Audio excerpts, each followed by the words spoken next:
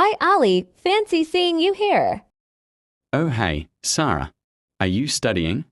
Yes, I have an exam next week. What about you? I'm here to return some books and find a new novel. Nice. Do you like reading novels? A lot. They help me relax. What do you usually read? Mostly study books, but sometimes I read magazines. You should try novels too.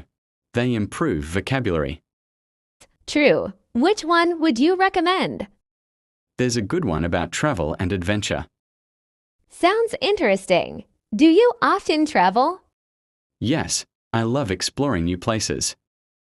Me too. I wish I could travel more. Where would you like to go first? Maybe Europe. I want to see Paris. Paris is beautiful. The Eiffel Tower is amazing. Have you been there? Yes, last year. I went with some friends. Wow, that must have been fun. It was. We also tried French food. Delicious. Now you're making me hungry. Absolutely. Especially the pastries. Sure, after I finish my notes.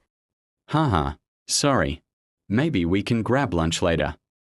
Great. Thanks, Ali. See you soon. Okay. I'll wait for you at the cafe nearby. See you, Sara. Good luck with your exam.